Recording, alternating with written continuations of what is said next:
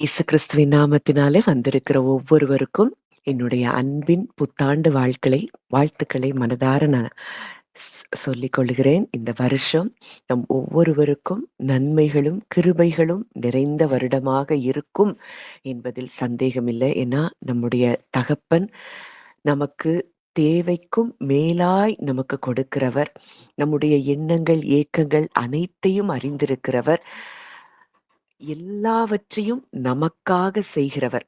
அந்த தகப்பனை நாம் அந்த தேவனை நாம் தகப்பனாக பெற்றிருக்கிறபடினாலே, இந்த வருடம் ஒரு குறைவும் இல்லாதபடி சிங்க குட்டிகள் கூட தாழ்ச்சி அடைந்து பட்டினியாயிருக்குமாம்.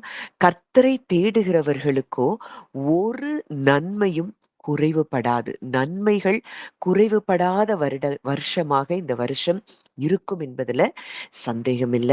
இந்த வருஷத்துல ஒவ்வொரு நாளும் நாம் அவரை அதிகமாக அறிந்து கொள்ளப் போகிறோம். கர்த்தருடைய ஆவியானவர் நமக்கு அதற்கு உதவி செய்யப் போகிறார். நீங்கள் அமர்ந்திருந்து நானே தேவன் என்று அறிந்து கொள்ளுங்கள். ஜாதிகளுக்குள்ளே உயர்ந்திருப்பேன், பூமியிலே உயர்ந்திருப்பேன்.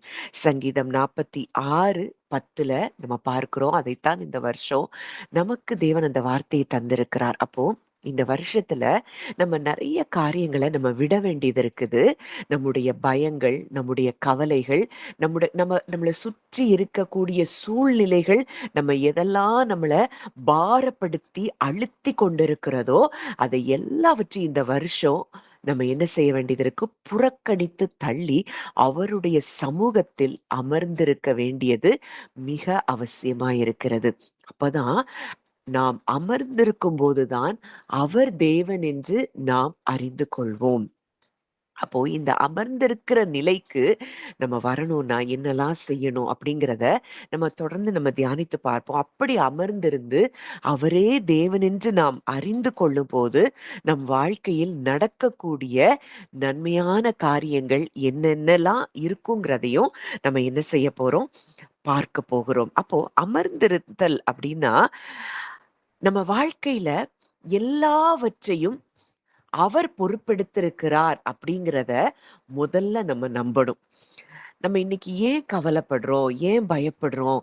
ஏன் துக்கம் நம்மளுக்கு வருது? ஏன் சூழ்நிலைகள பார்த்து, மனிதர்களை பார்த்து, மனிதர்களுடைய வார்த்தைகளை பார்த்து நம்ம சோர்ந்து போகிறோம் அப்படின்னா, அவர் நம்முடைய வாழ்க்கைய சார்ஜ் எடுத்திருக்கிறாருங்கிறத நம்ம அறிந்து கொள்ளவில்லை. முற்றிலுமாய் இன்றைக்கு தேவனுக்கு பிள்ளைகளாய் நாம் மாறி இருக்கிறோம் என்றால், நம்முடைய வாழ்க்கையில இருக்கக்கூடிய ஃபுல் கண்ட்ரோல், நம்ம வாழ்க்கை மேல ஃபுல் கண்ட்ரோல அவர் வைத்திருக்கிறார். அதனால சூழ்நிலைகளோ, மனித வார்த்தைகளோ, மனிதர்களுடைய செயல்பாடுகளோ, எந்த காரியமும் நம்மள டிஸ்டர்ப் பண்ணாத இடத்துக்கு வருகிறது தான் நாம் அமர்ந்திருக்கிற ஒரு காரியமாய் இருக்கிறது.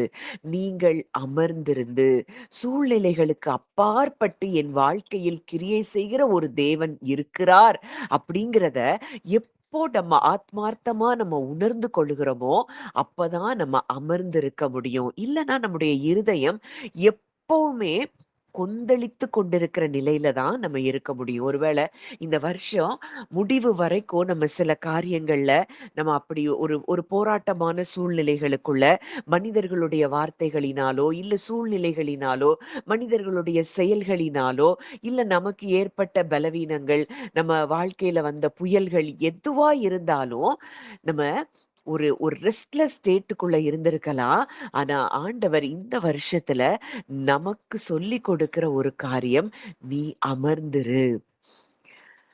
நம்ம என்ன என்ன பிரச்சனைகளுக்குள்ள போறோம் அப்படிங்கிறத அவர் நன்றாக அறிந்திருக்கிறார். அந்த பிரச்சனைகள ஹேண்டில் பண்ணி, அதிலிருந்து வெளிய கொண்டு வரவும் வல்லமையுள்ளவராய் அவர் இருக்கிறார் என்பதை இந்த வருடத்துல நம்ம அறிந்து கொள்ள வேண்டும்.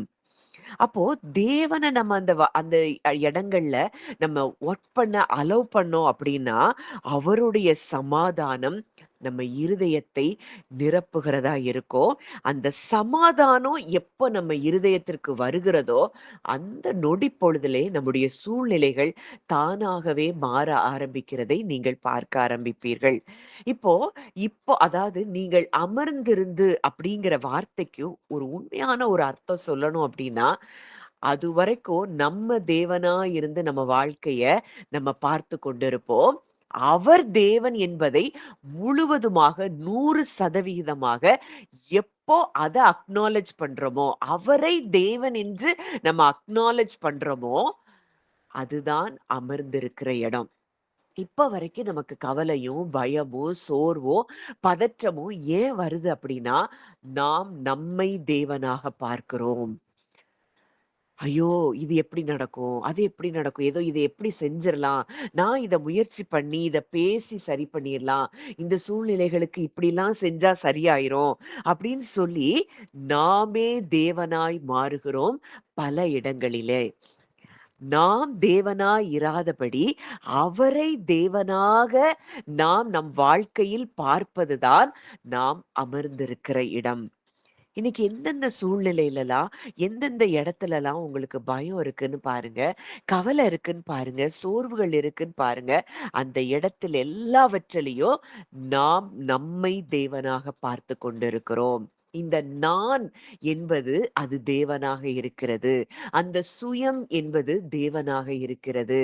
நம்மை சிருஷ்டித்தவரை, நம்மை படைத்தவரை, நம் தகப்பனை நாம் தேவனாக பார்க்காமல் இந்த நான் என்பது தேவனாக இருக்கிறதுனால தான் பல பயங்களும், கவலைகளும், சோர்வுகளும் நம்மை நிரப்புகிறதற்கு காரணமாய் இருக்கிறது.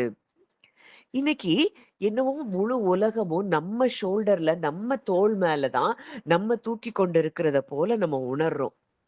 ஆனா, நம்முடைய எல்லா காரியங்களையும் அவர் பார்த்துக் கொண்டிருக்கிறார். அவர் சுமக்கிறார். அப்படிங்கிறத இன்னமும் அறியாத இடங்கள்ல தான் நமக்கு என்ன வருது?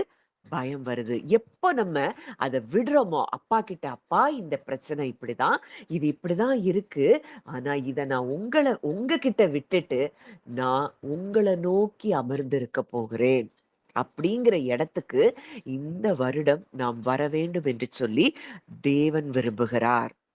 அந்த லெட்டிங் கோ, அதாவது நம்ம விட்டுறணும். நம்மளுக்குரிய பிரச்சனைகள், போராட்டங்கள், கவலைகள் என்னென்னலாம் இருக்குதோ, இந்த புது வருஷத்துல நம்ம என்ன செய்யணும்? அதை எல்லாத்தையும் அப்பா கிட்ட புது வருஷத்துல மாத்திரம் இல்ல, நம்ம வாழ்க்கையின் ஒவ்வொரு நாளும் நம்முடைய ஆங்ஸைட்டீஸ், ஃபியர், வொரீஸ் எல்லாத்தையும் அவர்கிட்ட நம்ம விட்டுட்டு, அவருடைய சமாதானம் நம் உள்ளத்தை நிரப்புகிற இடத்திற்கு நம்ம வருவதுதான் நாம் அமர்ந்திருக்கிற இடம். எதெல்லாம் எதெல்லாம் உங்கள பாரப்படுத்துது? எதெல்லாம் உங்கள கஷ்டப்படுத்துது? எதெல்லாம் உங்கள கவலைக்குள்ளாக்குது? நாளைய குறித்த கவலை, இல்ல பழசு நடந்தத குறித்த கவலை, இன்னைக்கு என்ன செய்ய போகிறோங்கிற கவலை, இது எப்படி ஆகுங்கிற கவலை, இது எதற்குமே நாம் கவலைப்பட வேண்டிய அவசியம் இல்லை. அத எல்லாத்தையும் அப்பா நீங்க பார்த்துக்கங்கன்னு அவர்ட்ட விட்டுட்டு, அவரை நோக்கி அமர்ந்திருக்கும்போது, நம் வாழ்க்கையில் அவர் பெரியதாய் நம்முடைய வாழ்க்கையில் அவர் பெரியவராய் இருக்கிறதை நீங்கள் பார்ப்பீர்கள். அததான் சொல்றாரு. நான் ஜாதிகளுக்குள்ளே உயர்ந்திருப்பேன், பூமியிலே உயர்ந்திருப்பேன். பூமியிலே அவர் உயர்ந்திருப்பார் என்றால், உங்க சூழ்நிலைகளோ, உங்க பிரச்சனைகளோ, உங்களுக்கு எதிராய் வந்த சூழ்ச்சிகளோ, மனிதருடைய வார்த்தைகளோ, எது உங்களுக்கு எதிராய் நிற்க முடியும்?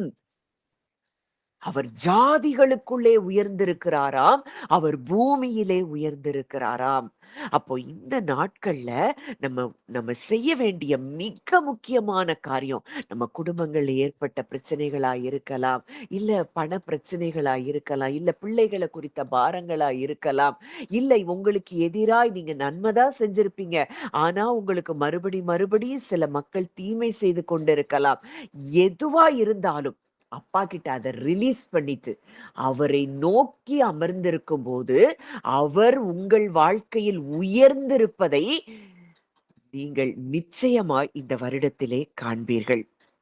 அப்போ இந்த சங்கீதம் 46, அந்த 46ல நீங்க அத முதல்ல இருந்து நீங்க வாசிச்சு பார்த்தீங்கன்னா, அங்க சொல்றாரு, தேவன் நமக்கு அடைக்கலமும், பெலனும், ஆபத்து காலத்தில் அனுகூலமான துணையுமாய் அவர் இருக்கிறாராம்.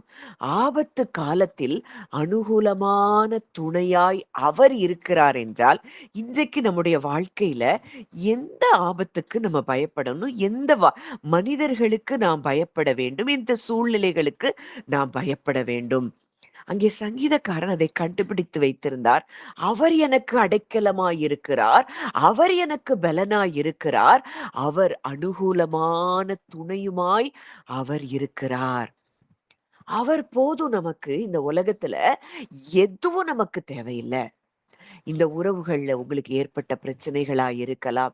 என்ன காரியங்களா இருந்தாலும், அதை அவர் நமக்காக சரி செய்வார் என்பதில் சந்தேகமில்ல. நம்ம நம்ம செய்ய வேண்டியது, அது எந்த பிரச்சனைகளா இருந்தாலும், அத அப்பா கிட்ட நம்ம ரிலீஸ் பண்றது மட்டும் தான் நம்ம வேல.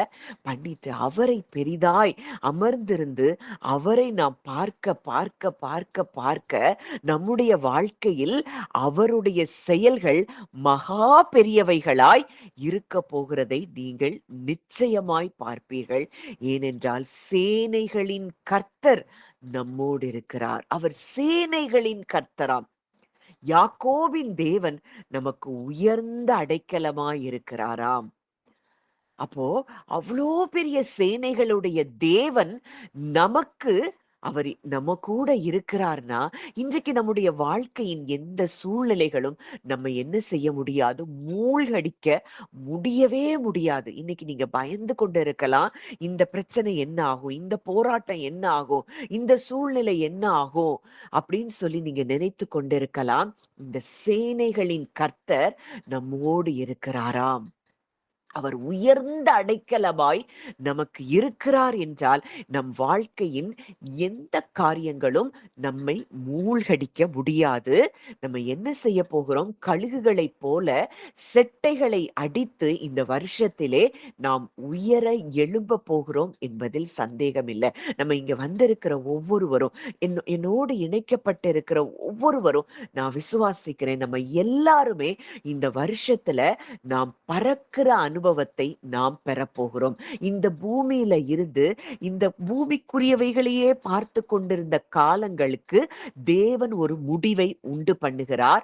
நாம் உயர பறந்து உன்னதங்களிலே நாம் பறந்து உன்னதங்களிலே இருக்கக்கூடிய அனுபவங்களை வேற வேற டைமென்ஷன்ஸ் ரெல்ம்குள்ள நம்ம டிராவல் பண்ணுகிற அந்த அனுபவத்தை நாம் இந்த வருஷத்திலே நிச்சயமாய் நாம் பெற்றுக்கொள்ள போகிறோம் என்பதிலே சந்தேகம் இல்ல. அதனால தான் தேவன் இந்த வார்த்தையை தந்திருக்கிறார். நாம் அமர்ந்திருக்கும் போதுதான் நம்ம இந்த இடத்தையெல்லாம் நம்ம என்ன செய்ய முடியும்? ரீச் பண்ண முடியும். அதனால எல்லாவற்றையும் இந்த நாளிலே அதை எல்லாத்தையும் எதெல்லாம் உங்கள பாரப்படுத்துதோ, எதெல்லாம் உங்கள அழுத்திக் கொண்டு இருக்குதோ, அதை எல்லாத்தையும் அப்பா கிட்ட ரிலீஸ் பண்ணிட்டு, அப்பா நீர் இருக்கிறீர். நீர் பெரியவராய் என்னுடைய வாழ்க்கையில் இருக்கிறீர். நீர் சகலத்தையும் செய்து முடிக்கும் வல்லமை உள்ளவராய் என் வாழ்க்கையில் நீர் இருக்கிறீர் அப்பா.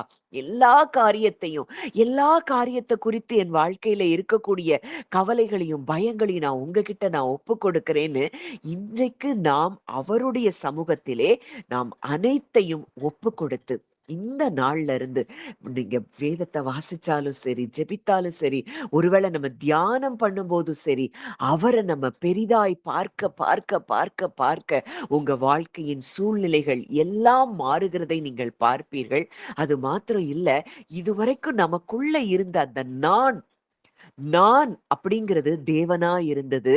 அந்த காரியங்கள் எல்லாம் உடைந்து அவரே அவர் அந்த நானாக இருக்கிறவராக இருக்கிறேன் என்பவர் நம் வாழ்க்கையை முற்றிலுமாய் அவர் ஆட்கொண்டு வழிநடத்துகிறதை நாம் இந்த வருஷத்திலே நிச்சயமாய் பார்க்க முடியும். அவரே நமக்கு துணையா இருக்கிறார், பலனா இருக்கிறார். அதனால ஆண்டவர் சொல்றாரு, என் பிள்ளையே நீ எதை குறிச்சும் கலங்காத, எதை குறித்தும் கவலைப்படாத. உனக்காக அப்பா நான் இருக்கிறேன். ஒரு வசனத்தை வாசிக்கலாம். யோவான் 5ஆம் அதிகாரம் 17ஆம் வசனம். யோவான் 5:17.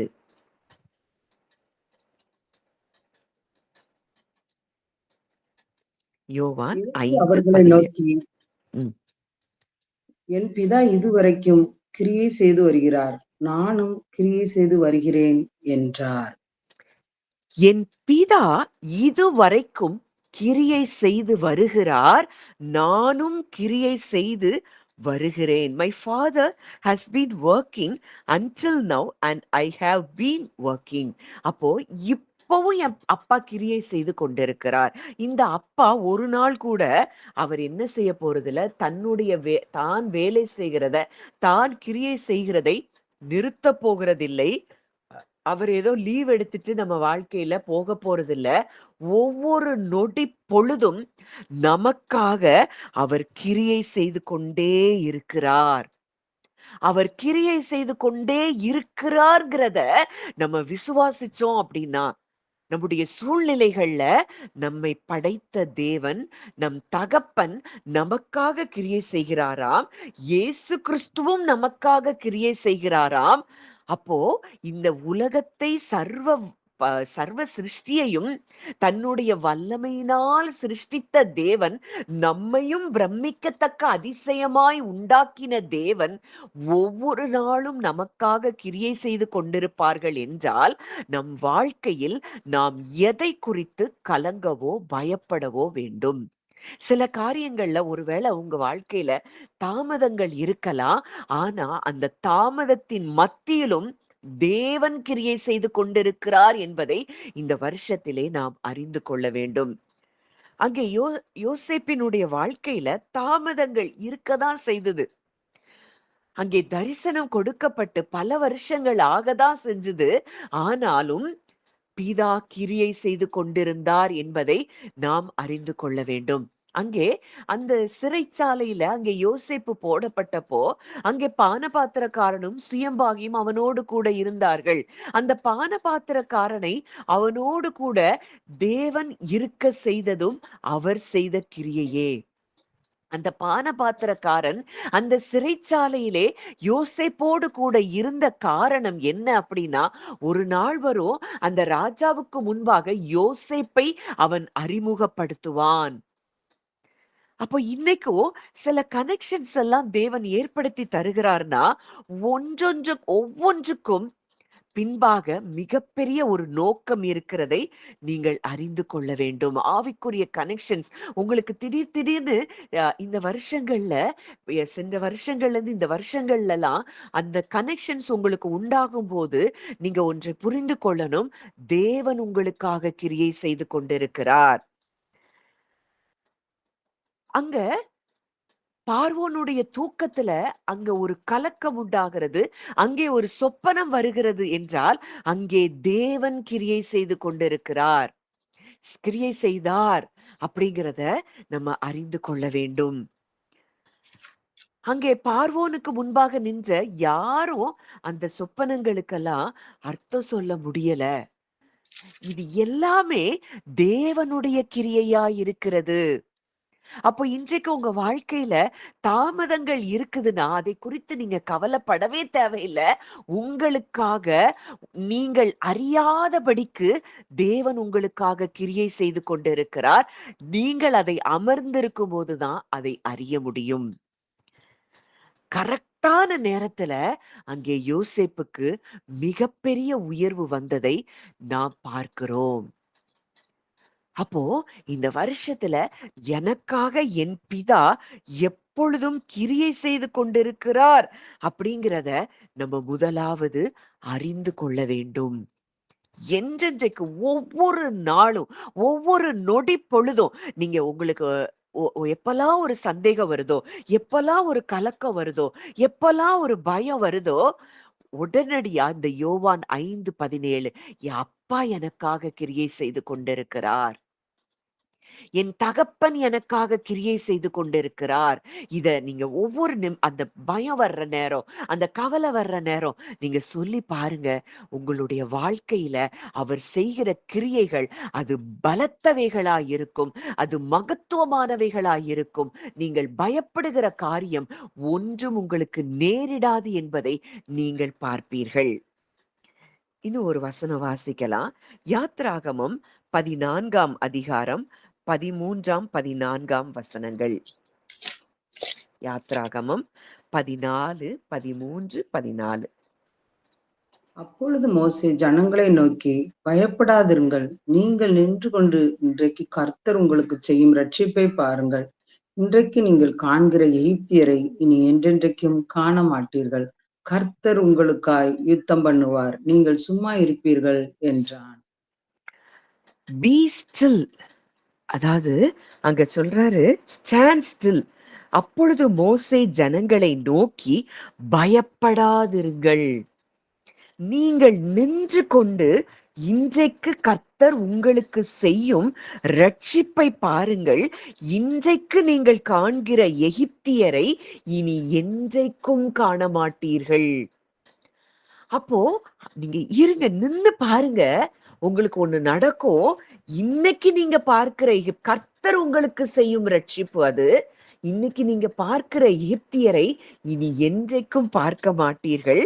கர்த்தர் உங்களுக்காக யுத்தம் பண்ணுவார். நீங்கள் சும்மா இருப்பீர்கள். அங்கே இஸ்ரவேல் ஜனங்களுக்கு முன்பாக செங்கடல், பின்பாக பார்வோன் சேனை துரத்தி கொண்டிருக்கிறது. எந்த பக்கமும் நகரவே முடியாதபடி ஒரு அடைக்கப்பட்ட சூழ்நிலை. அவ்வளவுதான், நம்ம கதை முடிஞ்சதுன்னு நினைச்சு கொண்டிருந்தாங்க. அப்பொழுதுதான் மோசையின் மூலமாய் கர்த்தருடைய வார்த்தை அங்கே வருகிறதை நாம் பார்க்கிறோம். ஒருவேளை உங்க சூழ்நிலை அப்படிதான். என்னால முன்னாடியும் போக முடியல, பின்னாடியும் போக முடியல, எந்த பக்கமும் என் வாழ்க்கையில அடைக்கப்பட்ட ஒரு சூழ்நிலையா இருக்கிறது அப்படிங்கிறத நீங்க உணர்வீர்களா, இருப்பீர்களா? அப்படின்னா ஆண்டவர் இன்றைக்கு சொல்லுகிறார், நீங்கள் நின்று கொண்டு, நீங்க நின்னு பாருங்க. கர்த்தர் உங்களுக்கு செய்யும் ரட்சிப்பை நீங்கள் பாருங்கள். அங்க வழியே இல்லாத இடத்துல தேவன் வழியை உண்டு பண்ணுகிறாராம். அப்போ நம்ம நின்று பார்க்கும்போது, நம்ம அமர்ந்திருக்கும் போது, அவர் நமக்கு செய்யும் ரட்சிப்பை நாம் நிச்சயமாய் பார்க்க முடியும், உணர முடியும். கர்த்தர் நமக்காக யுத்தம் செய்கிறார். அவர் நமக்காக கிரியை செய்கிறாராம். நமக்காக அவர் யுத்தம் பண்ணுகிறாராம். நம்மை இரவும் பகலும் நம்மை கண்ணோக்கி கொண்டே இருக்கிறாராம். இதோ இஸ்ரவேலை காக்கிறவர் உறங்குவதும் இல்லை, தூங்குகிறதும் இல்லை. அவர் ஒரு நாள் கூட நம்மலாம் ரெஸ்ட் எடுக்கிறோம். நம்ம நமக்கு திடீர்னு ஒரு வெக்கேஷன் தேவைப்படுது. ஆனா, அவருக்கு எந்த லீவும் கிடையாது. அவர் தன்னுடைய வேலையை அவர் நிறுத்துகிறதே இல்லை. இப்பொழுதும் நம் பிதா நமக்காக அவர் கிரியை செய்து கொண்டிருக்கிறார். அப்படிங்கிறதுல நம்ம என்ன செய்யக்கூடாது? சந்தேகமே படக்கூடாது. அன்றைக்கு அத்தனை லட்சம் இஸ்ரவேல் ஜனங்கள், அங்க முன்னாடி செங்கடல், பின்னாடி பார்வோன் சேனை, ஒன்றுக்கும் அவங்களால வழியே இல்ல. ஆனா வழியே இல்லாத இடத்தில் அவர்களுக்காக வழியை ஏற்படுத்தி அந்த யுத்தத்தை தேவன் செய்திருப்பார் என்றால், இன்றைக்கு நம் வாழ்க்கையில் நமக்கு எதிரான யுத்தங்களை அவர் நிச்சயமாய் செய்கிறார் என்பதில் சந்தேகமில்லை. நமக்காக அவர் கிரியை செய்து கொண்டிருக்கிறார். அப்போ இன்றைக்கு நமக்கு வாழ்க்கையில எந்த விதத்திலயும் நம்முடைய போராட்டம் மாம்சத்தோடையோ இரத்தத்தோடையோ அல்ல. நம்முடைய போராட்டம் நம் எண்ணங்களோடு தான். நம்ம எதை குறித்தாவது கவலைப்படுறோம், எதை குறித்தாவது பயப்படுறோம், எதை குறித்தாவது மனிதர்களை குறித்து கவலை, மனிதர்களுடைய வார்த்தை குறித்து கவலை. இதுதான் நமக்கு நம்மை பிரதானமாய் நம்மை ஆட்கொண்டு கொண்டிருக்கிறது. ஆண்டவர் சொல்றாரு, நீங்கள் அமர்ந்திருந்து நானே தேவன் என்று அறிந்து கொள்ளுங்கள். இந்த இடத்துக்கு நம்ம வரணும். ஏன்னா வாசிக்கலாம். ரோமர் 8வது அதிகாரம் 28வது வசனம். ரோமர் 8:28.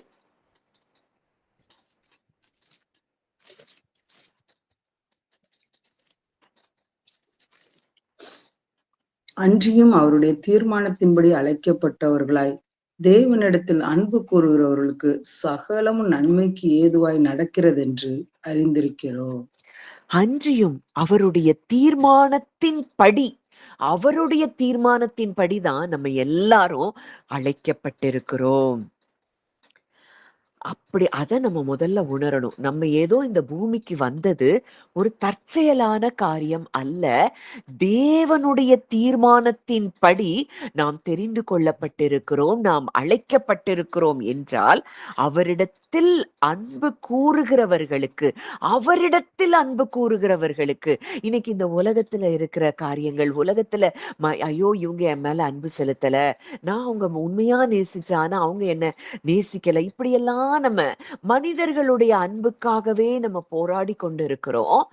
ஆனா, உண்மையாய் தேவனுடைய அன்பை நாம எப்ப உணர்கிறோமோ, அந்த தேவனுடைய அன்பு எதெல்லாம் நீங்க இழந்ததா உணர்றீங்களோ, அதை எல்லாவற்றையும் இந்த வருஷம் உங்களுக்கு பல மடங்கு உங்களுக்கு திருப்பித் தரும் என்பதில் சந்தேகமில்ல. நம்முடைய அன்பு, அவர் என் மேல பிரியமா இருக்கிறார். அவர் என் மேல அன்பா இருக்கிறார். அவர் எனக்காக கிரியை செய்து கொண்டே இருக்கிறார். என் மேல் அவர் கண்ணோக்கமாக இருக்கிறார். என்னை உறங்காமலும், தூங்காமலும், இரவும் பகலும் என்னை பாதுகாக்கிற ஒரு நல்ல தகப்பன் எனக்கு இருக்கிறார். அவருடைய அன்பு என் மேல பூரணமா இருக்கிறது என்பதை உணர்ந்து, நாம் அவரிடத்துல அன்பு செலுத்தும் பொழுது, தேவனிடத்தில் அன்பு கூறுகிறவர்களுக்கு சகலமும் நன்மைக்கு ஏதுவாக நடக்கிறது என்பதை நாம் என்ன செய்ய வேண்டுமாம்? அறிந்து கொள்ள வேண்டுமாம்.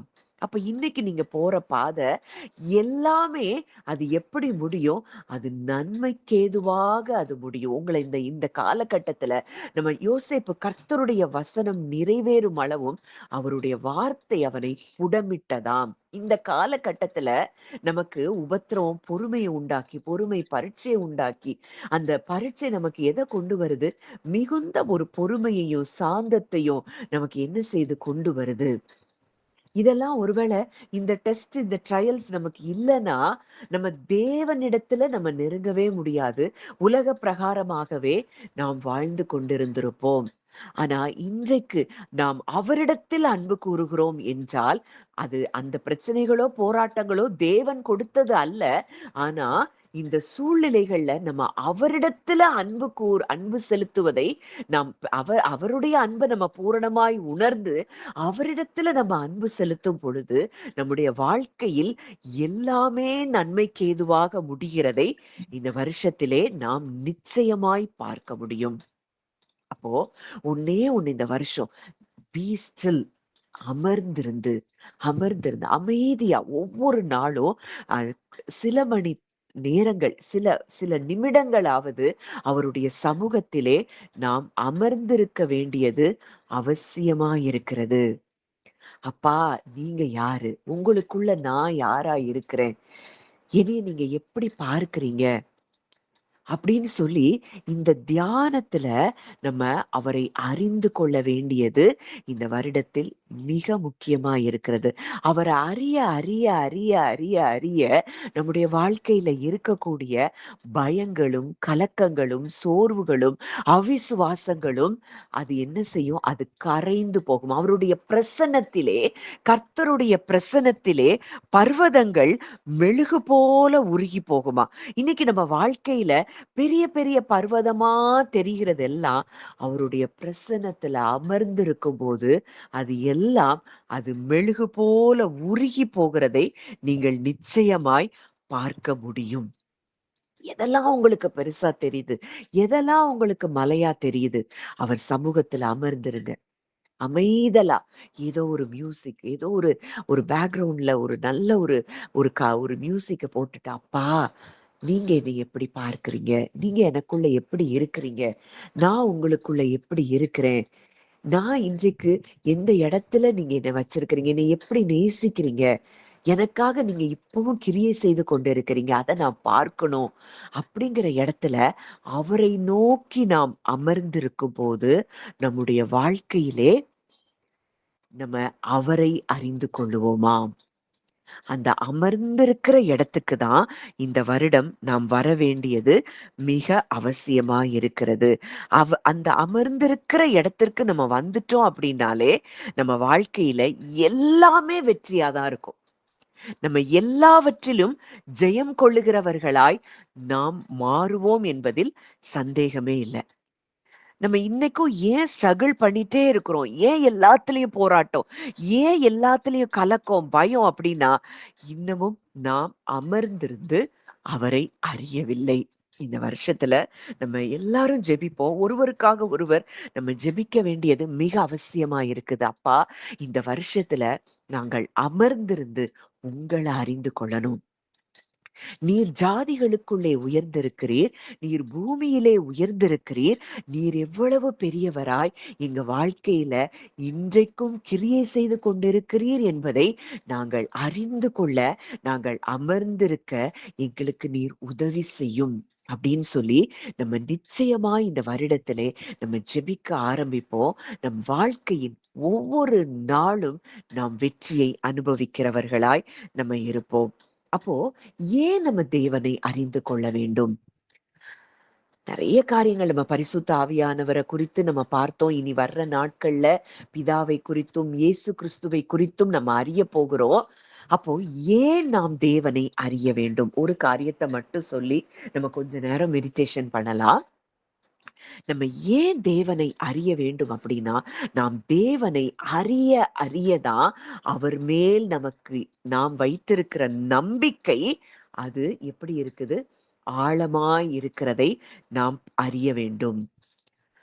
நம்ம அவர அறிய அறியதான் நம்ம அவர் மேல வச்சிருக்கிற நம்பிக்கை அது பில்ட் பண்ண முடியும். அந்த நம்பிக்கைய நம்ம பில்ட் பண்ணணும் அப்படின்னாலே, நமக்கு தேவை நாம் அமர்ந்திருந்து அவரை அறியணும். எப்போலாம் தேவன் உண்மையுள்ளவராய் இருக்கிறார், அவர் அன்புள்ளவராய் இருக்கிறார், அவர் இரக்கமுள்ளவராய் இருக்கிறார், அவர் எப்பொழுதும் மாறாதவராய் இருக்கிறார் அப்படிங்கிறத நம்ம அமர்ந்திருந்து அறியும்போது, நம்முடைய இருதயம் எப்பொழுதும் சமாதானத்திலயும், ஒரு உறுதியான ஒரு நம்பிக்கையிலோ நிலைத்திருக்கும். அப்போ நம்ம தேவனை ஏன் அறிய வேண்டும்னா, அவர் அவர் அவர் மேல நம்ம வச்சிருக்கிற நம்பிக்கை அது உறுதியாகும்படியாய் நம்ம என்ன செய்யணுமா? தேவனை அமர்ந்திருந்து அறிய வேண்டுமாம். இப்ப தாவீது அங்க கோலியாத்த பார்த்தா அவனுக்கு பயமே வரல. காரணம் என்னன்னா, பல நேரங்கள்ல அவன் அமர்ந்திருந்து தேவனை அறிந்திருந்தான். தேவனை அவன் ரொம்ப ஸ்ட்ராங்கான பெர்சனா தேவனை தாவீது பார்த்ததன் அந்த காரணம் தான் அந்த கோலியாத்த அவன் பெரிதாய் பார்க்கல. இந்த ஸ்ட்ராங்கஸ்ட் பெர்சனா தேவனை தாவீது பார்த்தார், கோலியாத்த பார்க்கல. அவர் உண்மையுள்ளவராய், அவர் எப்பொழுதும் தன்னோடு இருக்கிறவராய் அங்கே தாவீது பார்த்ததை நாம் பார்க்கிறோம்.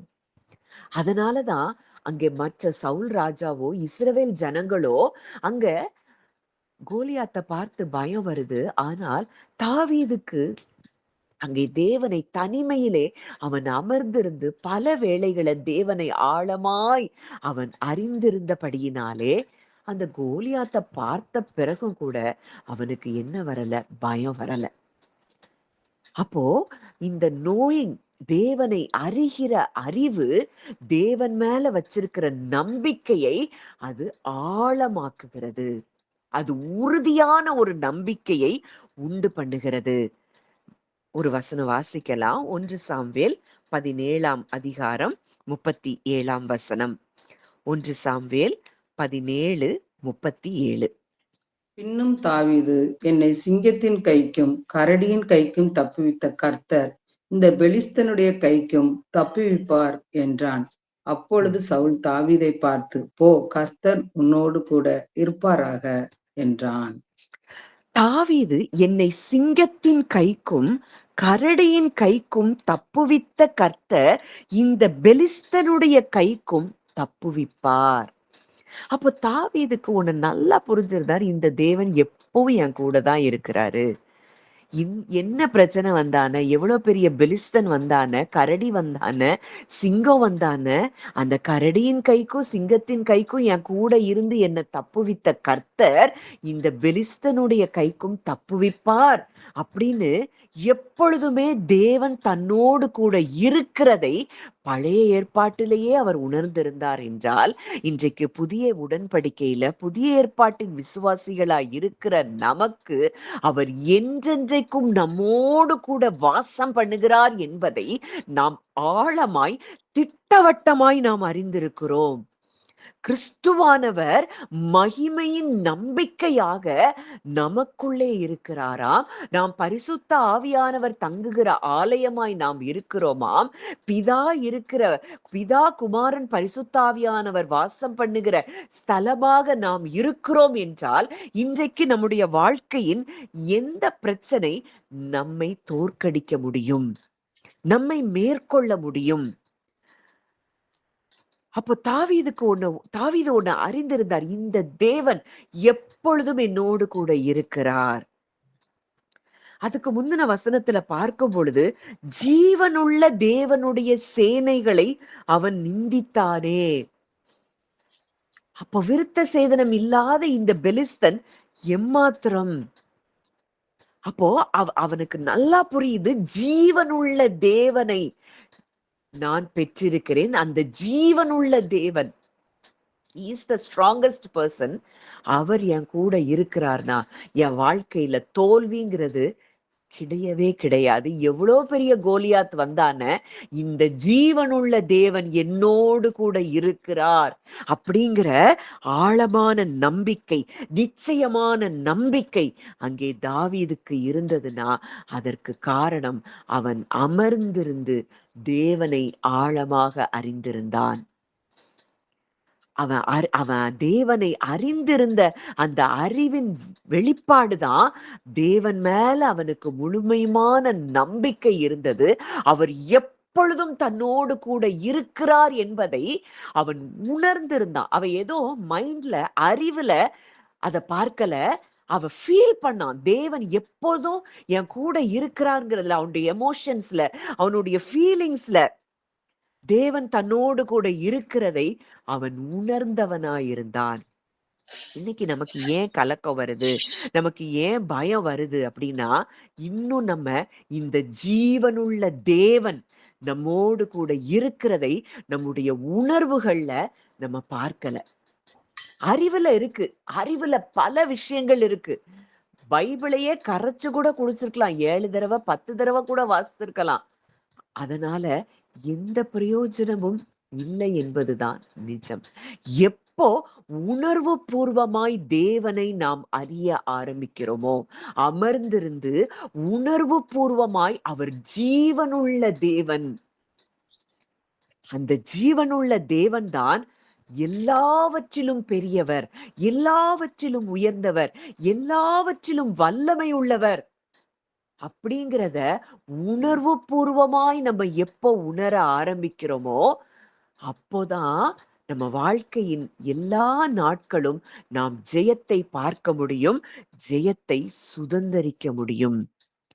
இந்த நாள்ல அப்படிப்பட்ட இந்த வருஷத்துல நம்ம ஒவ்வொரு நாளும் அவருடைய சமூகத்துல அமர்ந்திருந்து, அப்பா நீங்க யாருன்னு இன்னும் நான் ஆழமா அறியணும். இதுவரைக்கும் நான் அறிந்தது இல்லை. இன்னும் என்னுடைய உணர்வுகள்ல, என்னுடைய எமோஷன்ஸ்ல, என்னுடைய ஃபீலிங்ஸ்ல வரைக்கும் நீங்க யாருங்கிறத நான் பார்க்கணும் அப்படிங்கிறத நம்ம ஜெபிப்போம். அவரை அறிய நம்ம முயற்சி எடுப்போம். நிச்சயமாய் இந்த வருஷத்துல அவர் நம்முடைய வாழ்க்கையில் அவர் உயர்ந்திருப்பதை அவர் நிச்சயம் வெளிக்காட்டுவார். அவர் நம்முடைய வாழ்க்கையில நம்ம அவரை அமர்ந்திருந்து நம்ம அவரை அறிந்து கொள்ளும் போது, நம்முடைய வாழ்க்கையில இந்த வருஷத்துல நம்ம பார்க்கிறோம், கிருபை சமாதானம் பெருகுகிறதா இருக்கிறதை நீங்கள் பார்ப்பீர்கள். ஜீவனுக்கும் தேவ பக்திக்கும் உண்டான எல்லாவற்றையும் அவரை அறிகிற அறிவு உங்களுக்கு தருகிறதை நீங்கள் பார்ப்பீர்கள். உங்க தேவைகளை குறித்து நீங்க பயப்படவே மாட்டீங்க, நீங்க கலங்கவே மாட்டீங்க. ஏன்னா அவரை அறிகிற அறிவுல நீங்க வளர ஆரம்பிப்பீங்க. எல்லாவற்றிலையும் ஒரு சமாதானம், எல்லாவற்றிலையும் ஒரு ரெஸ்ட். இதைத்தான் தேவன் நமக்கு கொடுக்க விரும்புகிறார். நீங்க கண்ணால பாக்குறது, காதால கேட்கிறது, உணர்கிறது, இதை எல்லாத்தையும் ஒதுக்கி தள்ளிட்டு, அதை எல்லாத்தையும் அப்பா கிட்ட கொடுத்துட்டு, அப்பா நீங்க யாரு, உங்களுக்குள்ள நான் யாரா இருக்கிறேன், என்ன நீங்க எப்படி பாக்குறீங்க, இதுதான் இந்த வருஷம் முழுவதிலும், இந்த வருஷம் இல்ல, நம்முடைய வாழ்க்கையின் ஒவ்வொரு நாளும் நம்ம இப்படிப்பட்ட அமர்ந்திருக்கிற நிலைக்கு நாம் வர வேண்டும் என்று சொல்லி தேவன் விரும்புகிறார். இந்த இடத்துக்கு நம்ம வரும்போது, நம்ம ஒரு பெரிய விடுதலைய நம்ம நிச்சயமாய் நம்ம பார்க்க ஆரம்பிப்போம். கர்த்தர் தாமே உங்கள் ஒவ்வொருவரையும் இந்த இடத்திற்கு வரும்படி அவர் அழைக்கிறார். அவர் ஆசீர்வதிக்கிறார். அவர் உங்களுக்கு அவர் தன்னை பெரியவராக உங்களுக்கு வெளிப்படுத்துகிற வருடமாக இது இருக்கும் என்பதில் சந்தேகமில்லை. நம்ம கொஞ்ச நேரம் அப்படியே மெடிடேஷன் பண்ணலாம். எல்லாரும் ரிலாக்ஸ்டா நீங்க உங்க உங்க இருக்கிற இடத்துல அப்படியே கண்கள மூடி, நான் சொல்லுகிற காரியத்த மாத்திரம் அப்படியே நீங்க தியானிச்சு, நீங்க அவர நம்ம இன்னைக்கு பார்க்க போறோம். இது ஒரு சாம்பிளா தான் நம்ம இங்க பண்றோம். ஆனா, உங்களுடைய தனிப்பட்ட நேரங்கள்ல நீங்க அவரோடு கூட இப்படி செலவிட வேண்டியது, அதிகமான நேரத்த நம்ம செலவிடணும். மனுஷங்க கூட பேசுறது, மனிதர்கள் மாதிரி ஜென்ம சுபாவமான மனிதர்களோடு கூட பேசுகிற அந்த நேரத்தை இந்த வருஷத்துல நம்ம ரொம்ப குறைக்க வேண்டியது மிக அவசியமா இருக்கு. அப்படிப்பட்ட நபர்களோடு கூட நம்ம நேரத்தை செலவு பண்ணிட்டு இருந்தோம்னா நம்ம அமர்ந்திருக்க முடியாது. அதனால நம்ம அதற்கு முதலாவது நம்ம ஒரு ஒரு ஒரு ஸ்டெப் எடுத்து வைக்கணும். எந்தெந்த காரியங்கள் நம்ம வாழ்க்கையில தேவனை நோக்கி அமர்ந்திருக்க விடாமல் செய்கிறது, அது எல்லாத்தையும் இந்த வருஷத்துல நம்ம குறைக்கணும். அத அப்படியே ரெடியூஸ் பண்ணணும். அதுக்காக யார்கிட்டயும் பேச வேண்டாம்னு சொல்லல. ஆனா, அந்த ஜென்ம சுபாவமான மனிதர்கள் சொல்லுகிற வார்த்தைகள் நம்மள டிஸ்டர்ப் பண்ணுகிற இடத்துக்கு நம்ம போகக்கூடாது. அத குறைச்சு அவர் சமூகத்துல நம்ம அமர்ந்து இருக்கும்போது, இந்த வருஷத்திலே நம்ம மிகப்பெரிய காரியங்களை நாம் நிச்சயமாய் நம் வாழ்க்கையில் பார்ப்போம். அப்படியே அமைதலா உட்கார்ந்து இன்றைக்கு நீங்கள் அமர்ந்திருந்து ஆண்டவர் சொல்றாரு, நீங்கள் அமர்ந்திருந்து நானே தேவன் என்று அறிந்து கொள்ளுங்கள். நான் ஜாதிகளுக்குள்ளே உயர்ந்திருப்பேன், பூமியிலே உயர்ந்திருப்பேன். நானே தேவன், என்னை அல்லாமல் வேறொரு தேவன் இல்லை. வானத்திலும் பூமியிலும் பூமியின் கீழிலும் அவரை அல்லாமல் வேறொரு இரட்சகர் இல்லை, வேறொரு தேவன் இல்லை. அவரே தேவன், அவரே மெய்யான தேவன், அவரே ஜீவனுள்ள தேவன். அந்த அப்பா சொல்றாரு, என் மகளே, மகனே, நான் இன்னமும் உனக்காக கிரியை செய்து கொண்டிருக்கிறேன். இப்பொழுதும் கிரியை செய்து கொண்டிருக்கிறேன். உன் வாழ்க்கையில நீ எதெல்லாம் பாரமா நினைக்கிற, எதெல்லாம் கஷ்டமா நினைக்கிற, எதெல்லாம் கவலையா நினைக்கிற, அதெல்லாம் உன் தகப்பனாகிய என்னிடத்துல நீ கொடுத்து விடு. உன் அப்பா உனக்காக நான் கிரியை செய்து கொண்டிருக்கிறேன்.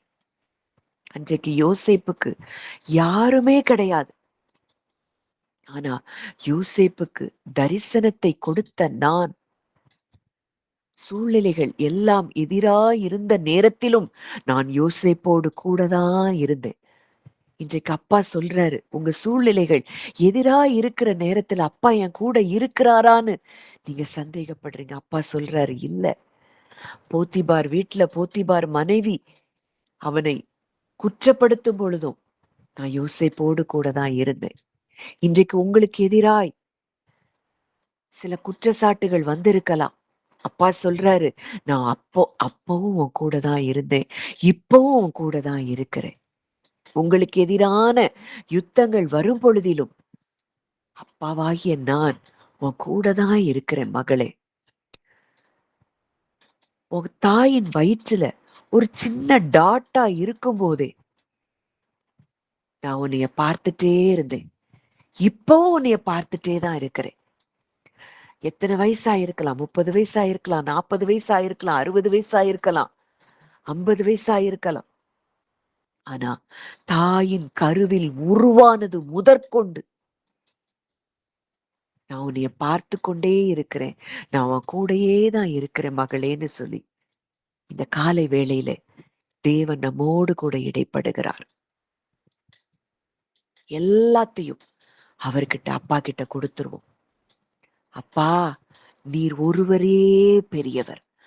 வானம் எனது சிங்காசனம், பூமி எனது பாதப்படி என்று சொன்னவர். நீர் எங்களுக்கு தகப்பனா இருக்கிறீரப்பா. எவ்வளவு பெரிய தேவன், சர்வ வல்லமை உள்ளவரப்பா. உங்க சிருஷ்டிப்பெல்லாம் நாங்க பார்க்கும் பொழுது அப்பா, எவ்வளவு பிரம்மாண்டமாய் நீர் படைத்திருக்கிறீரப்பா. இன்றைக்கு வரைக்கும் உம்முடைய வார்த்தைக்கு கட்டுப்பட்டு சர்வ சிருஷ்டிகளும் அதினதின் வேலையை செய்கிறதை நாங்க பார்க்கிறோம். சூரியன் வெளிச்சத்தை கொடுக்கிறத பார்க்கிறோம். சந்திரன் இரவுல வெளிச்சத்தை கொடுக்கிறத பார்க்கிறோம். அப்பா, எவ்வளவு அழகா நேர்த்தியாய் படைத்திருக்கிறீரப்பா.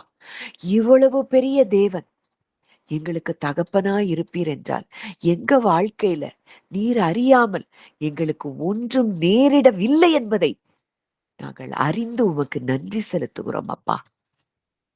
எங்க வாழ்க்கையில உம்மிடத்தில் அன்பு கூறுகிற எங்களுக்கு எல்லாமே நன்மைக்கு ஏதுவாகவே நடக்கிறதை நாங்கள் பார்க்கிறோம். நன்மைக்கு ஏதுவாகவே நடக்கிறதை அறிந்து உமக்கு நாங்கள் நன்றி செலுத்துகிறோம் அப்பா. அப்பா, இந்த பூமியிலே நீர் உயர்ந்திருக்கிறீரப்பா. உங்களுக்கு எதிராய் எதுவும் நிற்க முடியாது. இன்றைக்கு உங்களுக்குள்ள நாங்க இருக்கிறோம், எங்களுக்குள்ள நீங்க இருக்கிறீங்கன்னா எங்களுக்கு எதிராய் எந்த சூழ்நிலைகளும் நிற்க முடியாது என்பதை நாங்கள் அறிகிறோம் அப்பா. அப்பா, நாங்க ஐம்புலன்கள்ல இனி ஒரு நாள் கூட நாங்க வாழக்கூடாதுப்பா.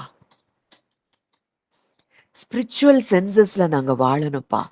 உங்களை ஆத்மார்த்தமாய் உணர்வு பூர்வமாய் நாங்கள் அறியணும்ப்பா. நீர் ஜீவனுள்ள தேவன் அப்பா. நீர் ஜீவனுள்ள தேவன் தகப்பனே. நீர் கல்லோ மண்ணோ அல்லப்பா. நீர் ஜீவனுள்ள தேவன். அதை நாங்கள் எங்கள் உணர்வுகளிலே நாங்கள் உணரத்தக்கதாய் தகப்பன் எங்களுக்கு கிருபை செய்வீராக. எங்க உணர்வுகள்ல அங்க பார்க்கணும்ப்பா. எவ்வளவு பெரிய தேவன் எங்களோடு கூட இருக்கிறீர் அப்பா. யோசேப்பு ஏற்ற நேரத்துல பார்வோனுடைய சொப்பனத்துல ஒன்றை வெளிப்படுத்தி அந்த யோசேப்பை நீர் கொடுத்த தரிசனத்தின்படி அங்கே பார்வோனுக்கு முன்பாக கொண்டு சென்றது போல இன்றைக்கும் எங்க வாழ்க்கையில ஒருவேளை இப்படிப்பட்ட காரியங்கள் எல்லாம் எங்க வாழ்க்கையிலும் நடந்ததப்பா. ஆனா அந்த சூழ்நிலைகளிலும் அப்பா இன்றைக்கு எங்களோடு கூட இடைப்படுகிற வார்த்தை, எல்லா சூழ்நிலைகளிலும் நான் உன்னோடு கூட இருக்கிறேன் மகளே, நீ சோர்ந்து போகாத. உன்னை குறித்ததான என்னுடைய திட்டம் அது ஒரு நாளும் பொய்யாய் போகாது. அது நிச்சயம் நிறைவேறும். நான் கிரியை செய்து கொண்டிருக்கிறேன். உன் அப்பாவாகிய நான் உனக்காக கிரியை செய்து கொண்டிருக்கிறேன். இயேசு கிறிஸ்து உனக்காக கிரியை செய்து கொண்டிருக்கிறேன். நமக்காக கிரியை செய்கிற தேவனிடத்துல இந்த நேரத்துல நம்முடைய எல்லாவற்றையும் அவர்கிட்ட கொடுத்துட்டு ஆத்மார்த்தமா அவருக்கு நன்றி சொல்ல ஆரம்பிப்போம். இந்த புது வருஷத்துல அப்பா, இன்னும் நாங்க உண்மை ஆழமாய் அறியணும்ப்பா. நாங்க அமர்ந்திருந்து அறியணும்ப்பா. பரிசுத்த ஆவியானவரே, எங்களுக்கு நீங்க உதவி செய்யுங்க. எங்களுக்கு நீங்க உதவி செய்யுங்கப்பா. நாங்க எல்லாரும் அமர்ந்திருந்து உங்களை ஆழமாய் அறிந்து கொள்ள எங்களுக்கு நீங்க உதவி செய்யுங்க. எங்க நேரத்தை அப்பா வீணடிக்காதபடி தேவையில்லாத காரியங்கள்ல எங்க கண்களோ காதுகளோ அப்பா செலவிடாதபடி அப்பா உங்களை அறிகிற அறிவுல நாங்க வளரும்படியாய் அமர்ந்திருந்து அறியும்படியாய் அதிலே நாங்கள் எங்கள் நேரங்களை செலவழிக்க தகப்பன் எங்களுக்கு கிருபை தாங்க. தகப்பன் எங்களுக்கு அப்படியே நீர் கிருபை பாராட்டுகிறபடியினால் நன்றி செலுத்துகிறோம் அப்பா. வந்த ஒவ்வொருவரையும் இந்த வருஷத்துல நான் மனதார பிளஸ் பண்றேன்ப்பா. அப்பா, ஒவ்வொருவருடைய குடும்பங்களையும் நான் பிளஸ் பண்றேன்ப்பா. அப்பா, எங்க எல்லாருடைய குடும்பங்களையும், வானத்தையும் பூமியையும் உண்டாக்கின கர்த்தராலே நாங்கள் ஆசீர்வதிக்கப்பட்டவர்கள் அப்பா. நீங்க எங்களை ஆசீர்வதிச்சிருக்கிறீங்கப்பா. எங்க குடும்பங்களை நீங்க ஆசீர்வதிச்சிருக்கிறீங்கப்பா. நன்றி செலுத்துகிறோம். ஒவ்வொரு குடும்பங்கள்ல இருக்கிற எங்க குடும்பங்கள்ல இருக்கிற ஒவ்வொருவரையும், ஒவ்வொரு நபரையும் இந்த வெளிச்சத்துக்குள்ள நீங்க கொண்டு வாங்கப்பா. உங்களை அறிகிற அறிவு ஒவ்வொருவருக்கும் உண்டாக வேண்டும் என்று சொல்லி நாங்கள் ஜெபிக்கிறோம் அப்பா. ஒருத்தர் கூட மிஸ் ஆகக்கூடாதுப்பா. தகப்பனே, அந்த வெளிச்சத்துக்குள்ள என் தகப்பன் ஒவ்வொருவரையும் நீர் கொண்டு வருகிறதற்காய் நன்றி செலுத்துகிறோம். இன்னும் உங்களை ஆழமா அறிய, இன்னும் நீங்க எங்களுக்காக கிரியை செய்து கொண்டிருக்கிறதை நாங்கள் அறிகிற இடத்திற்கு நாங்கள் வர கர்த்தர் எங்களுக்கு உதவி செய்கிறீர். உமக்கு நன்றி செலுத்துகிறோம். உம்முடைய கரங்களிலே எங்களை தாழ்த்தி ஒப்புக் கொடுக்கிறோம். கர்த்தர் ஆசீர்வதித்து வழி நடத்தும். இயேசுவின் மூலம் கேட்கிறோம் ஜீவனுள்ள நல்ல பிதாவே. ஆமேன், ஆமேன். தேங்க்யூ. இந்த வருஷம் நம்ம அமர்ந்திருந்து அவரை ஆழமாய் அறிய வேண்டிய ஒரு வருஷம். நிறைய நேரங்கள் அதுக்கு செலவிடுவோம். தேவையில்லாத குழப்பங்களை ஏற்படுத்துகிற நபர்களோடு கூட, இல்ல தேவையில்லாத அந்த ஜென்ம ஸ்பாவமான மனிதர்களோடு கூட நம்ம இணைக்கப்படுகிறத அதை குறைச்சு அவரை அறிகிற அறிவுல நம்ம வளருவோம். நம்ம எல்லாரையும் குறித்து தேவன் பெரிதான திட்டங்களை வைத்திருக்கிறார். அந்த திட்டங்களுக்கு நேரா நம்ம ஃபோக்கஸை கொண்டு வருவோம். என்னென்ன எனக்கு கொடுத்திருக்கிறீங்க, அதுல நான் எப்படி வளரணும் அப்படிங்கிறதுல நம்ம ஃபோக்கஸ் பண்ணுவோம். கர்த்தர் நிச்சயம் நம்ம எல்லாரையும் இன்றைக்கு இந்த வருஷத்துல அவர் நம் வாழ்க்கையில் உயர்ந்திருப்பதை அவர் வெளிப்படுத்துகிற வருஷம். அதற்கு நம்ம செய்ய வேண்டியது அமர்ந்திருந்து அவரை அறிந்து கொள்ள வேண்டும்.